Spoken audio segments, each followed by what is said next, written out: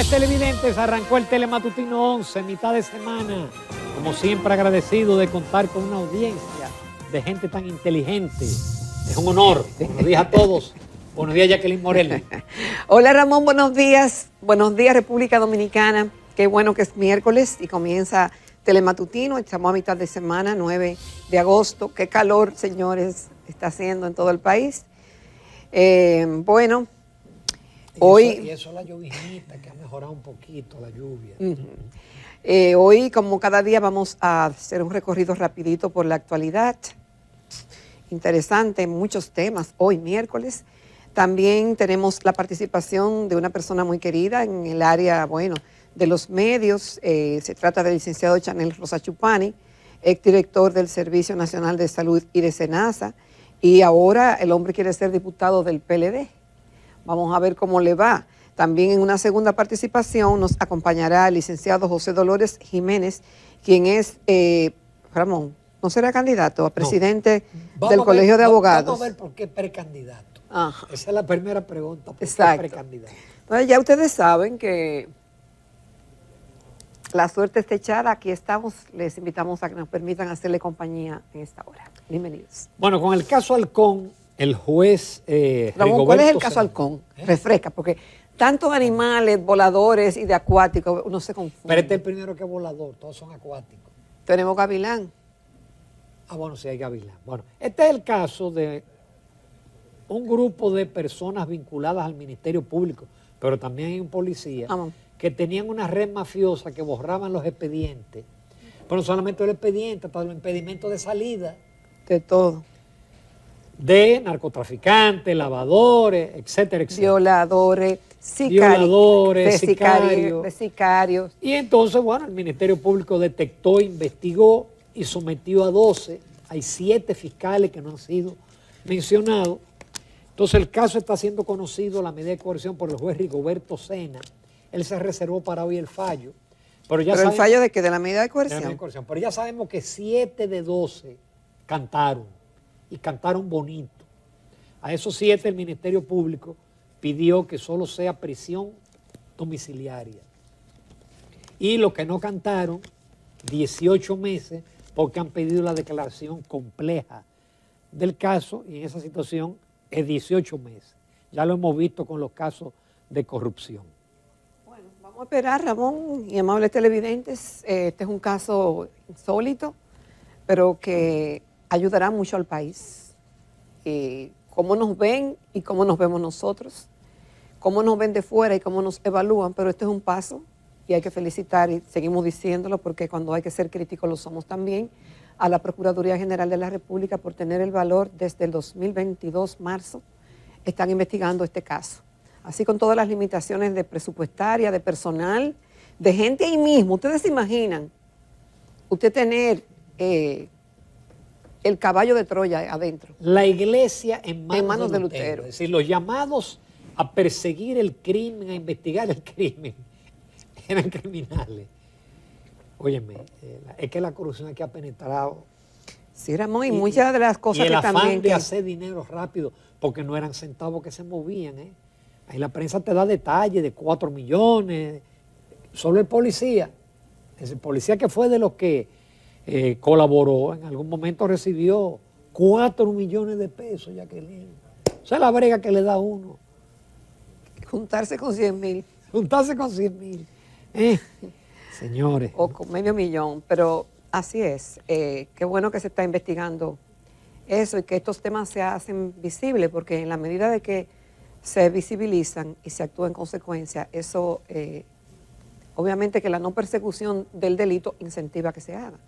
Y si se persigue este tipo de cosas y se denuncia, claro está, ahí tiene que haber una voluntad firme de un buen Ministerio Público que quiera hacerle frente a estas cosas, porque estamos hablando de que esto no ocurrió hace 3 años, eso tiene años infiltrado.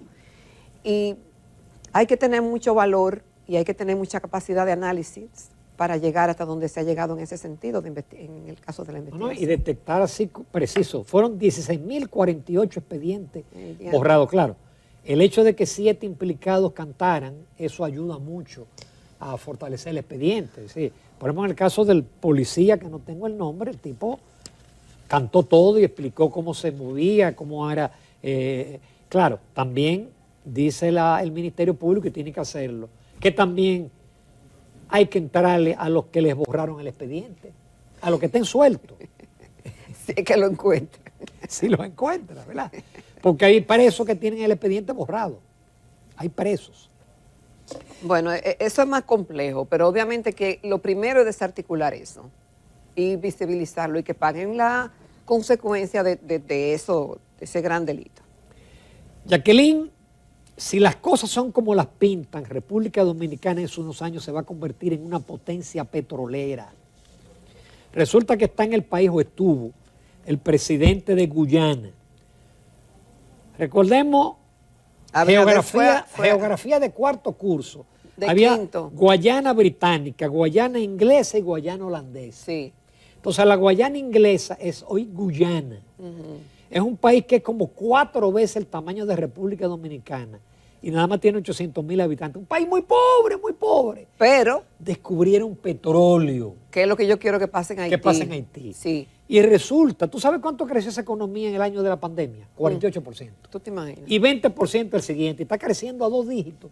Ojalá lo administren bien. Bueno, pues el presidente Luis porque Abinader, eso no es suficiente y si no miremos para Venezuela. por eso lo digo. Pero ya voy para allá, vamos para allá. Ojalá no se vuelvan locos y administren bien, porque todavía ese país, el 30% vive por debajo de la pobreza extrema. Es un país muy pobre. Bien, el presidente Abinader visitó recientemente acompañado de su comitiva de funcionarios y ahora vino la visita recíproca. Firmaron una serie de acuerdos que yo digo que si eso se da, nos vamos a convertir en una potencia petrolera.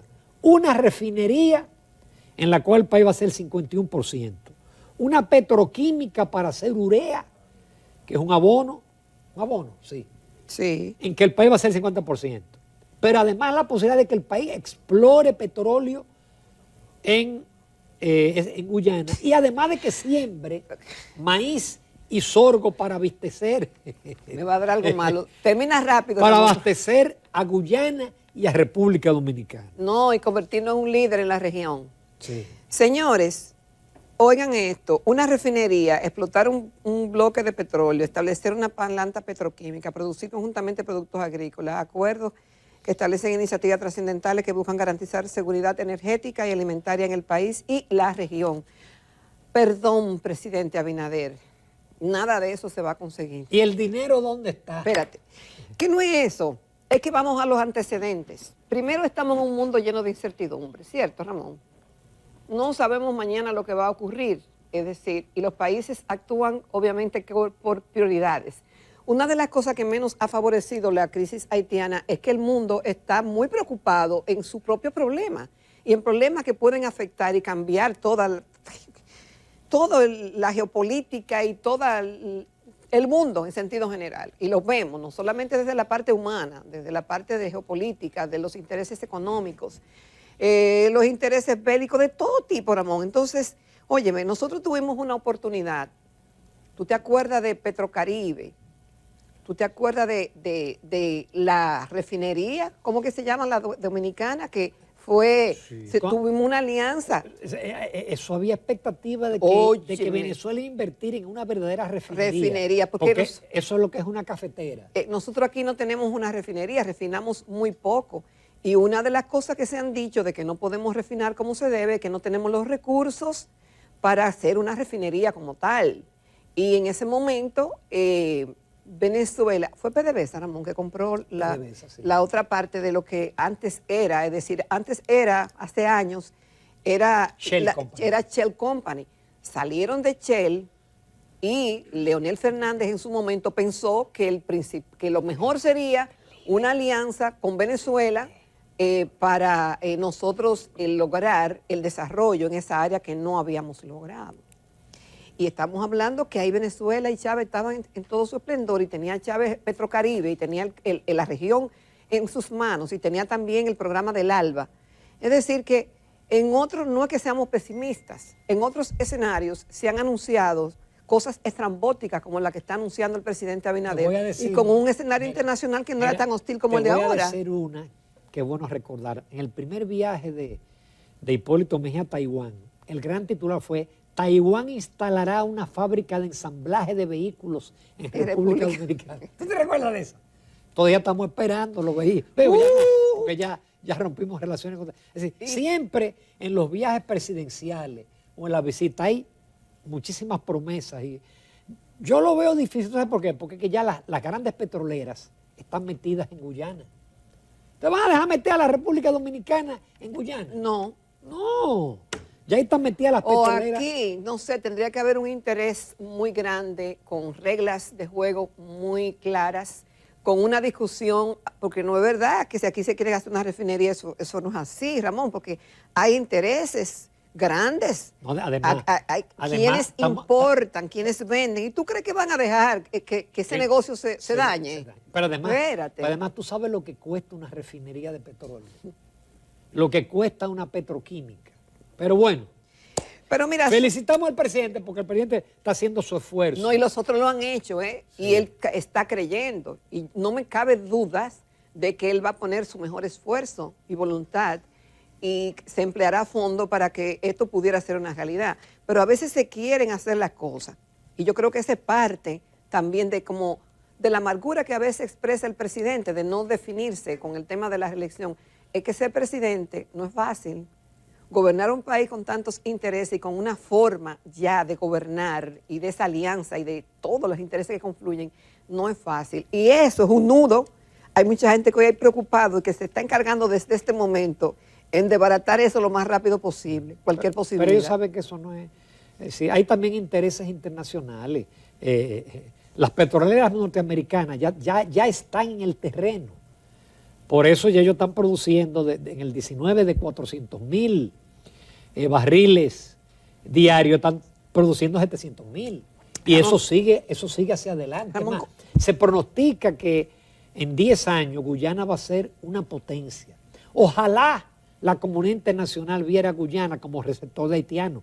Porque ellos tienen 5 veces nuestro territorio y tienen apenas 800,000 habitantes. Pero nosotros lo hemos dicho otras veces. No es la primera vez que decimos que por qué no van para Guyana. ¿Por qué?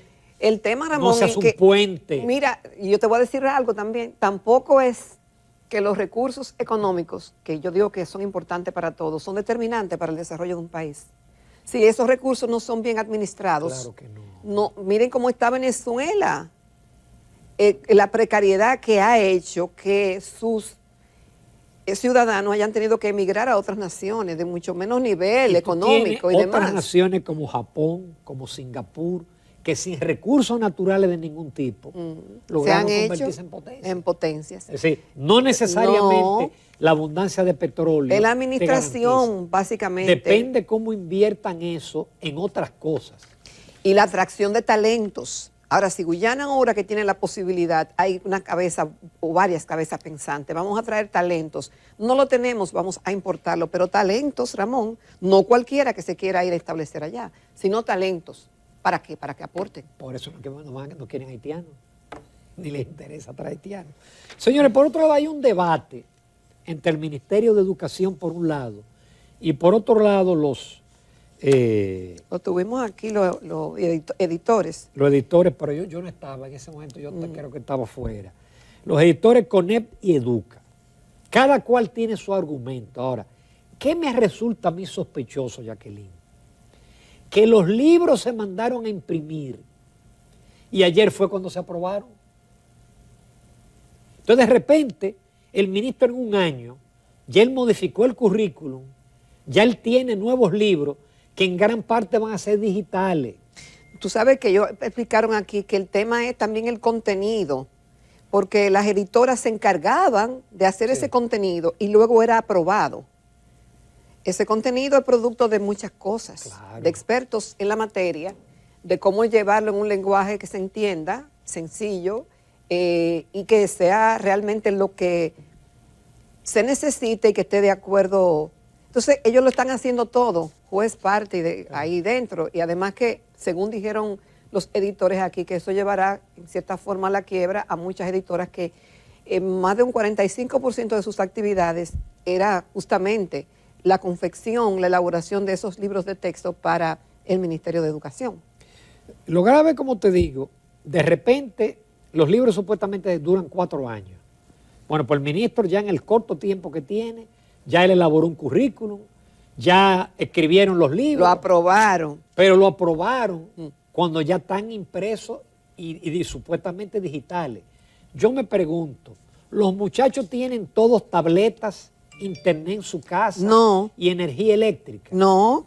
Mira, yo trabajé un día de esta semana que yo trabajé gracias a tener una planta, porque a mí la luz se fue y vino 7 veces a lo largo de la tarde. Claro, se te va el internet, se te va el wifi y tú tienes que esperar unos minutos. Entonces, pero yo tengo una planta, yo soy un privilegiado que tuve que gastar $10,000 en una planta. Pero esos muchachos no tienen. Y como quiera. No tienen planta. No, como quiera yo pago 20,000 pesos de luz. En una casa que somos 2 personas y yo no estoy los fines de semana. No, y tú puedes dejar la casa apagada un mes y como quiera te va a llegar el mes que viene por la misma factura. Exactamente. Y no hay explicación porque cree que no, es decir, tú no te puedes ir de vacaciones o tú no puedes cerrar tu casa y puedes bajar el consumo. Yo no aceptan eso.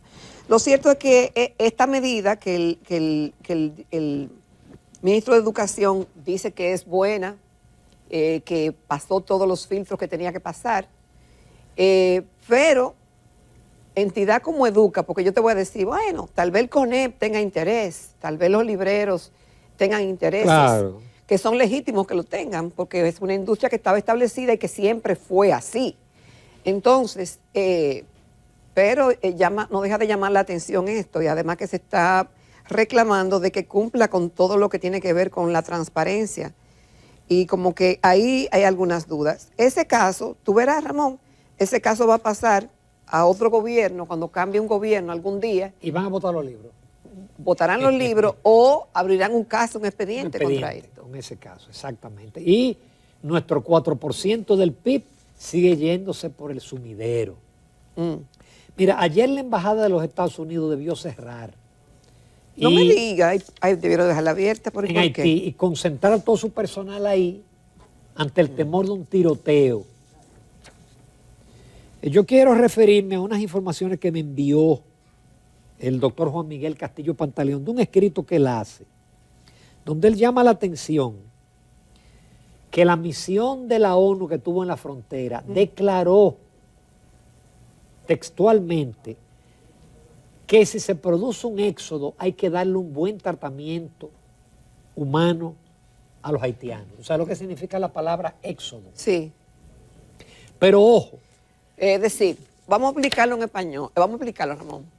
Tú sabes, lo que es un éxodo es una cantidad de personas que vienen hacia una tierra determinada, hacia un lugar determinado, con un propósito determinado. El propósito, en un caso era encontrar quizá la tierra prometida, en este caso no es la tierra prometida. Para ellos sí. Es justamente donde puedan ser acogidos, menos molestados. Aquí no lo vamos a ensaltar como animales.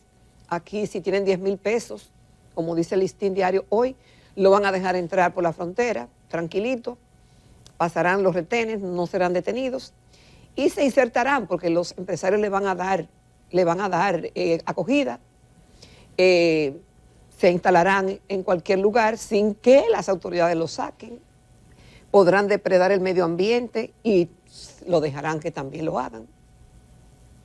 Y así por el estilo, se le dará escuela, se le dará asistencia hospitalaria y eso es un éxodo. ¿Qué más tú quieres que te diga?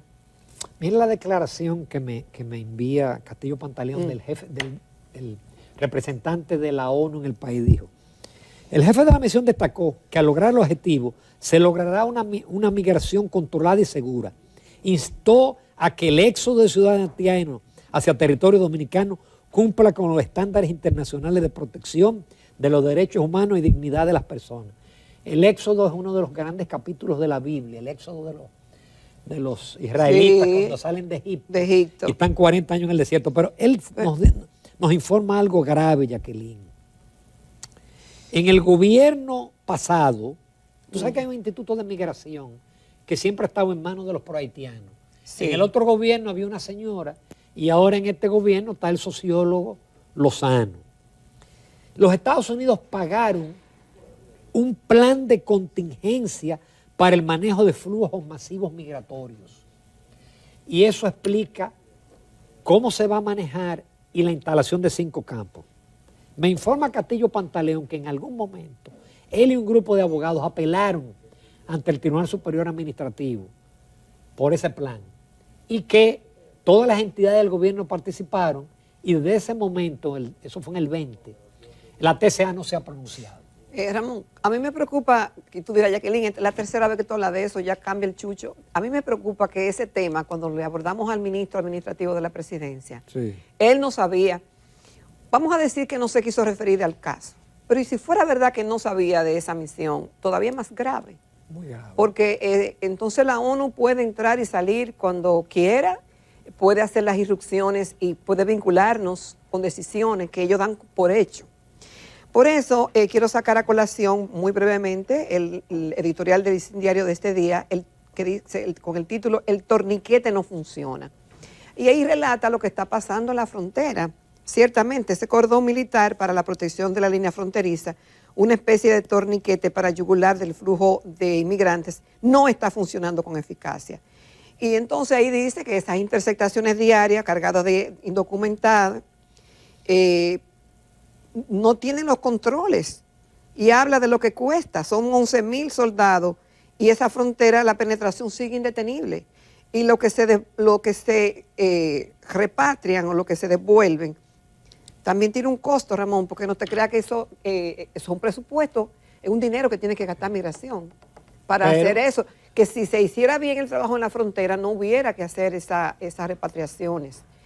Lo que eso cuesta y lo que cuesta la imagen del país y ese accidente que ocurrió en el fin de semana por Esperanza, en mi provincia de Valverde, retrata en cuerpo entero donde habían 15 personas en una jipeta apiñada. Mira, hablando de accidentes, ya para finalizar, un grave accidente, tenemos la imagen ahí en la San Martín, donde una patana embistió una jipeta. Gracias a Dios, miren cómo es esa jipeta. Solamente hubo 2 damas heridas. Pero no se sabe el estado de salud. No se sabe el estado de salud. Porque fueron aplastadas, la jipeta fue aplastada y los organismos de socorro estaban tratando por horas tratar de sacarla del interior del vehículo y no habían podido. Creo que gracias a Dios hace unos minutos pudieron hacerlo, pero todavía, por lo menos la prensa escrita no registra el estado de salud, que esperamos que sea bien, que sea positivo, que estén bien, porque lo material se recupera, pero la vida no. Y ahí hay mucho que decir, porque esa patana se salió de la vía, Ramón, y fue a parar un solar y metió la jipeta. Cuando usted sale de su casa, usted más fácilmente puede morir por un accidente que de un infarto, de un ACV, de un criminal. Esa es la realidad del país. Señores, no se pierdan la entrevista con Chanel Rosa Chupani, exdirector del Servicio Nacional de Salud y de SENASA, y es precandidato a diputado por el PLD.